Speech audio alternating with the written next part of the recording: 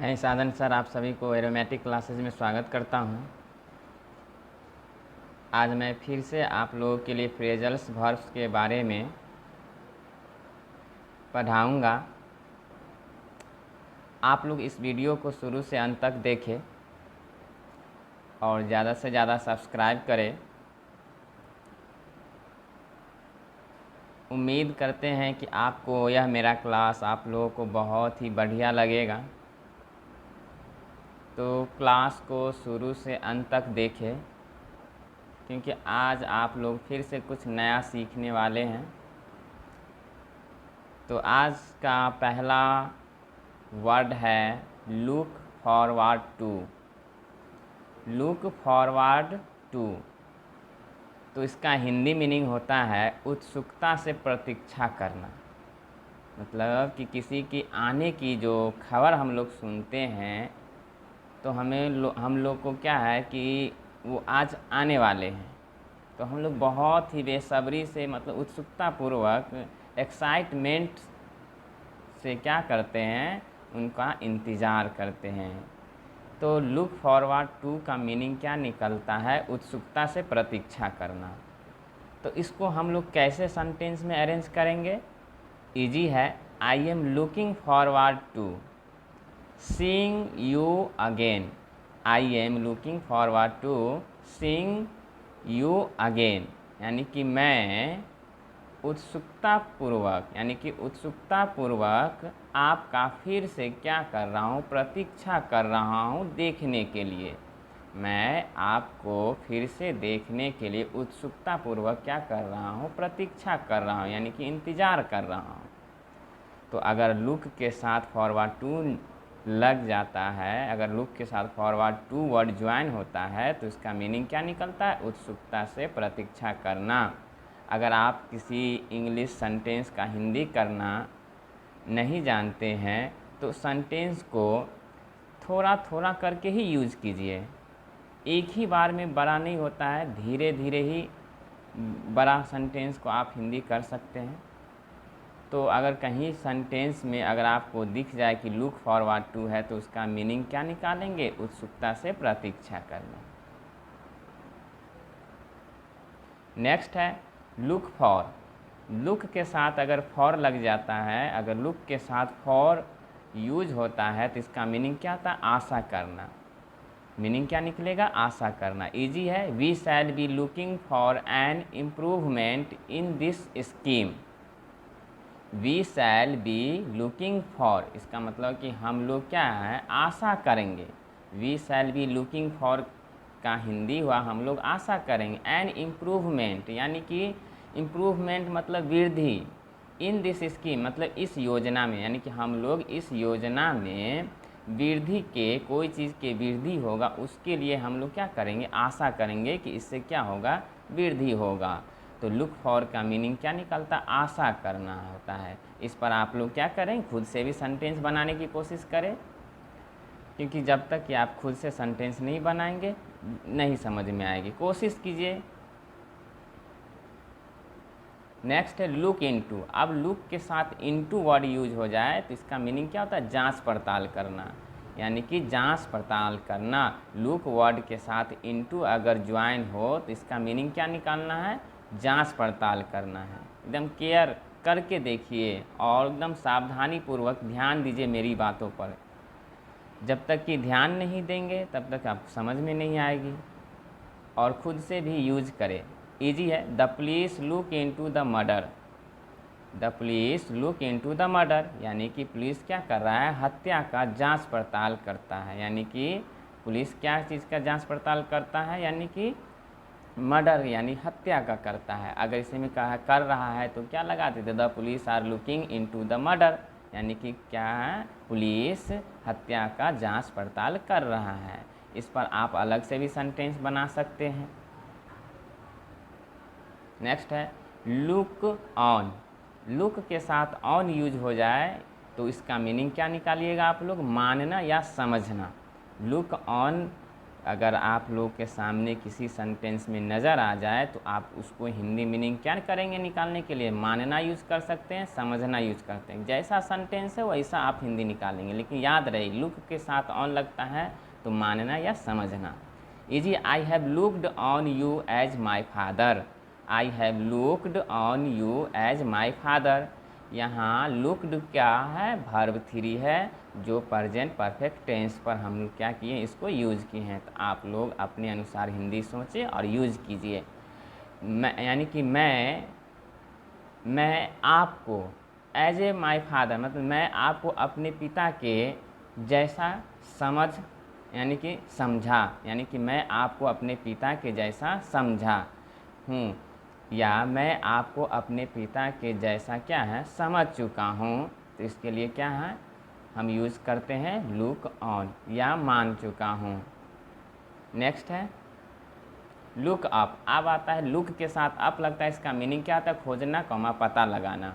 Look के साथ up use हो जाए तो इसका मीनिंग क्या निकलता है? खोजना या पता लगाना।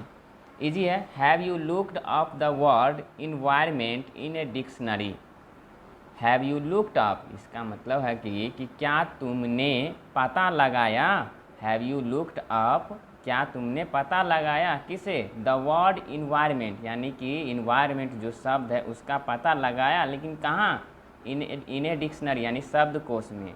पूरा हिंदी अगर निकालेंगे कि क्या तुमने डिक्शनरी में यानी शब्दकोश में इन्वायरमेंट शब्द का पता लगाया, तो हम लोग क्या बोलेंगे इसको इंग्लिश सेंटेंस में? Have you looked up the word environment in a dictionary. अब ये ज़रूरी नहीं है कि इन्वायरमेंट के बारे में बोलेंगे, आप इस पर कोई और भी सेंटेंस बोल सकते हैं।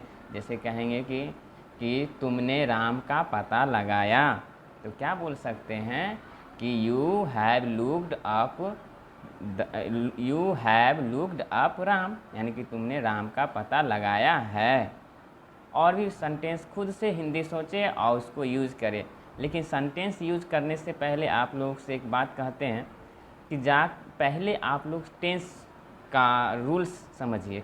अगर आपको टेंस का रूल नहीं समझ में आ रहा है तो उसको पढ़िए, ट्रांसलेशन निकालिए, उसको रूल्स पर उसको अरेंज कीजिए, फिर उसके बाद ये सब वर्ड आपको बेहतर समझ में आएगी। तो इसको यूज़ करने के लिए रूल्स भी ज़रूरी है, क्योंकि जब तक आप रूल्स नहीं फॉलो करेंगे तब तक आपको समझ में नहीं आएगी। नेक्स्ट है मेक आउट। मेक आउट का मीनिंग क्या होता है? समझना या अर्थ लगाना होता है। मेक आउट का मीनिंग क्या होता है? समझना या अर्थ लगाना। मेक आउट अगर इसको अलग करके हम लोग देखते हैं तो इसका मीनिंग क्या निकलता है? मेक मतलब बनाना, आउट मतलब बाहर, यानी बाहर बनाना होगा। अगर अलग अलग करके हम इसको देखते हैं, निकालते हैं इसका मीनिंग, तो क्या निकलता है? मेक मतलब बनाना, आउट मतलब बाहर, यानी कि बाहर बनाना, जो यहाँ पर इसका पूरी तरह से मीनिंग ही क्या करता है? बदल देता है। लेकिन आप लोग जब भी देखेंगे कि मेक के साथ आउट वर्ड यूज है तो आप लोग क्या हिंदी अर्थ क्या निकालेंगे आप लोग? समझना या अर्थ लगाना। इजी है, I can't make out the meaning of this passage. I can't make out the meaning of this passage, इसका मतलब है कि आई कैंट मेक आउट मतलब कि मैं अर्थ नहीं लगा सकता या मैं नहीं समझ सकता क्या? The meaning of this passage, यानी इस पैसेज को, यानी कोई पैसेज है इंग्लिश का जिसमें बहुत सारे सेंटेंस लिखा हुआ है, उसी के बारे में क्या करा जा रहा है? बोला जा रहा है कि मैं इस पैसेज की हिंदी मीनिंग को अर्थ नहीं लगा सकता हूँ या नहीं समझ सकता हूँ। इसको रिपीट कर देते हैं पूरा सेंटेंस को हिंदी के साथ। I can't make out the meaning of this passage, यानी कि मैं इस पैसेज के मीनिंग को अर्थ नहीं लगा सकता या इस पैसेज के अर्थ यानी कि हिंदी मीनिंग को हम क्या कर सकते हैं? नहीं समझ सकते। यानी कि उसमें सेंटेंस बहुत सारे हैं लेकिन हम उसको निकाल नहीं सकते। तो आप कब नहीं निकाल सकते? जब आपका वर्ड पावर नहीं बढ़ेगा, वोकैबलरी आपको पावर क्या करना होगा? बढ़ाना होगा, तभी आप इसको हिंदी निकाल सकते हैं। या किसी भी सेंटेंस हो या किसी भी पैसेज हो या पैराग्राफ हो, अगर आपको अच्छे ढंग से हिंदी करना चाहते हैं तो इस वीडियो के शुरू से अंत तक देखिए और हमारे साथ जुड़े रहिए। मैं पूरी कोशिश करूंगा कि आपको बेहतर समझ में आए। नेक्स्ट है मेक ऑफ, अब मेक ऑफ के साथ मेक के साथ ऑफ लग गया, इसका मतलब होता है भाग जाना। मैं आप लोगों को बहुत सारे वर्ड यूज़ करके बताया हूँ भाग जाने का। रन अवे में मतलब भाई भाग जाना, फ्ली अवे मतलब भी भाग जाना। तो मेक ऑफ का मीनिंग भी क्या होता है, भाग जाना।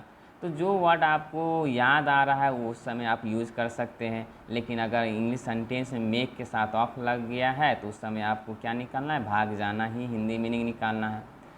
तो इजी है। द थीफ मेड ऑफ मतलब चोर भाग गया। द थीफ मेड ऑफ इसका मीनिंग क्या हुआ, चोर भाग गया। वेन जब, ही सो द पुलिस जब वह क्या किया, पुलिस को देखा।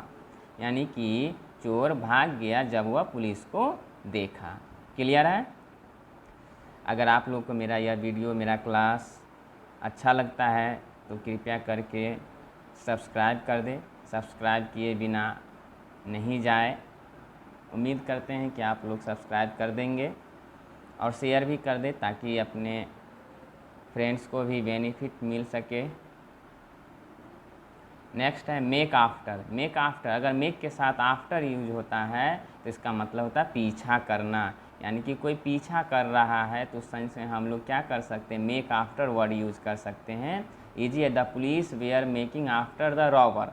The police were making after the robber, यानी कि पुलिस क्या है, डाकू का क्या कर रहा है, पीछा कर रहा है, डाकुओं को पीछा कर रहे थे। यहाँ पर वेयर लग गया तो था थे में हिंदी निकालेंगे हम लोग।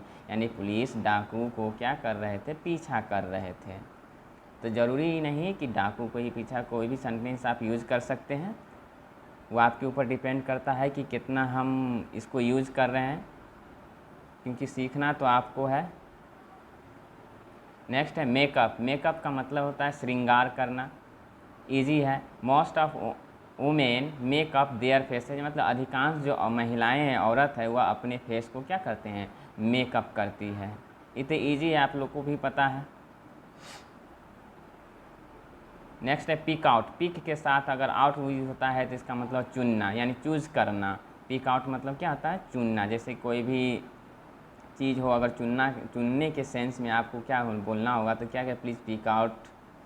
तो इजी है। Pick out one you like most, यानी कि जो तुम्हें बहुत सारे कोई वस्तु है उसमें से हम क्या कहते हैं कि जो तुमको पसंद है वो क्या करो, तुम चुन लो या आप चुन लीजिए। यानी pick out one you like most, यानी कि जो आपको पसंद है उसमें से एक आप क्या कर रहे, चुन कर हटा ले। तो पिक आउट का मतलब चुनना जो आपको ज़्यादा पसंद है। क्लियर है। उम्मीद करते हैं कि आपको समझ में आ रही होगी। नेक्स्ट है point out. Point out, point out मतलब दिखाना या निर्देशित करना। अगर हम लोग क्या करते हैं, अगर पढ़ाई करते रहते हैं, अगर कोई भी बात इंपॉर्टेंट लगता है तो हम लोग वहाँ पर क्या करते हैं, हाइलाइटर पेन से क्या कर देते हैं, हम लोग वहाँ पर निर्देशित करते हैं, दिखा देते हैं कि यह मेरे लिए क्या इंपॉर्टेंट है, इसे याद रखना है। तो पॉइंट आउट का मीनिंग क्या निकलता है, दिखाना, यानी कि निर्देशित करना। यानी कि आपने उस जगह पर क्या कर दिया, पॉइंट आउट कर दिया। तो वर्ड यूज़ कीजिए तो याद रहेगा। इजी है। इट वाज पॉइंटेड आउट, यानी कि यह निर्देशित किया गया था। वेयर मिस्टेक वाज, जहाँ गलत था, यानी कि जहाँ गलत था वहाँ क्या किया, दिखाया गया था या निर्देशित किया गया था। हम लोग क्या करते हैं, कंप्यूटर में भी अगर टाइपिंग करते हैं, अगर कोई भी वर्ड मिस्टेक हो जाता है तो नीचे में रेड कलर से क्या दिखा देता है कि यह वर्ड क्या है, गलत है। यानी कि पॉइंट आउट कर देता है, निर्देशित करता है कि यह गलत है, इसको सुधारें। क्लियर है। नेक्स्ट है पुल डाउन। पुल के साथ अगर डाउन लगता है तब पुल डाउन का, अगर पुल डाउन एक साथ देख रहे हैं आप लोग सेंटेंस में तो उसको क्या यूज़ करेंगे हिंदी मीनिंग में, ढह जाना या नष्ट करना। ढह जाना मतलब कि पूरी तरह से बर्बाद हो जाना या नष्ट करना। इजी है। It is easier to pull down than to build up. It is easier to pull down than to build up, इसका मतलब है कि it is easier to pull down मतलब कि नष्ट करना आसान है, नष्ट करना आसान है या ढह जाना आसान है, लेकिन क्या है, बनाना कठिन होता है। इसको पूरा हिंदी में हम समझेंगे कि ये नष्ट करना बनाने की तुलना में क्या है, आसान है, क्योंकि बनाने में समय लगता है और ढह जाने में, नष्ट करने में क्या, थोड़ी देर, सेकेंड ही काफ़ी होता है। तो इसको हम लोग इंग्लिश में क्या बोल सकते हैं कि ढहना इजी है, बनाने की तुलना में, तो इसको हम लोग इंग्लिश सेंटेंस में कैसे बोलेंगे, कैसे स्पीक करेंगे, तो it is easier to pull down than to build up. It is easier to pull down than to build up. Clear है? किसी को नहीं समझ में आ रहा हो सेंटेंस तो कृपया करके कमेंट में लिखिए। नेक्स्ट है पुट ऑन। पुट के साथ ऑन लगता है, इसका मीनिंग क्या होता है? पहनना। पुट ऑन मतलब क्या होता है? पहनना। तो my teacher always puts on simple dress, मतलब कि मेरे जो शिक्षक हैं वह हमेशा क्या कर रहे हैं? एकदम साधारण ड्रेस पहनते हैं, यानी साधारण कपड़े पहनते हैं।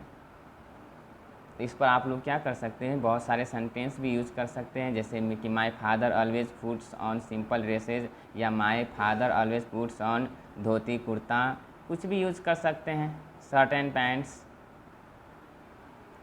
पुट्स ऑन मतलब मोमबत्ती या प्रकाश जलाना, यानी पुट्स ऑन मतलब भी क्या होता है? मोमबत्ती या प्रकाश जलाना। जैसे पुट ऑन का मतलब क्या होता है? पहनना भी होता है, तो पुट ऑन का मीनिंग क्या होता है? मोमबत्ती या प्रकाश जलाना भी होता है। फ़र्क है कि कैसा सेंटेंस है, जैसा सेंटेंस होगा वैसा हम मीनिंग निकालेंगे। तो कहीं पर पुट ऑन का यूज़ किसके रूप में होता होगा? मोमबत्ती या प्रकाश जलाने के रूप में। तो कहीं पर पुट्स ऑन का मीनिंग कैसा निकलता हो? पहनने के सेंस से। वह उस सेंटेंस पर डिपेंड करता है कि कहाँ पर यह वर्ड यूज हो चुका है और किस सेंटेंस में किया गया है। तो यहाँ पर please put on the light, इसका यहाँ पर पुट ऑन लाइट के सेंस में यूज़ किया गया है कि कृपया लाइट जला दे। नेक्स्ट है पुट डाउन। पुट डाउन का मतलब क्या होता है? नीचे लिखना। पुट डाउन का मतलब क्या होता है? नीचे लिखना। इजी है, please put down my telephone number, यानी कि कृपया मेरा टेलीफोन नंबर नीचे लिख दे। अगर आपको कहा जाएगा कि अगर कोई भी व्यक्ति आपसे कहेंगे कि कृपया नीचे मेरा टेलीफोन नंबर लिख दे, तो आप उसको इंग्लिश में कैसे बोल सकते हैं? Please put down my telephone number. उम्मीद करते हैं कि आप लोग यह क्लास आपको बहुत ही बेहतर लगा हो और हमसे कुछ सीखने के लिए मिला हो। अगर आपको लगता है कि हमसे क्लास करने के बाद आपको कुछ सीखने के लिए मिलता है, तो कृपया करके इस वीडियो को ज़्यादा से ज़्यादा शेयर करें, सब्सक्राइब करें। धन्यवाद।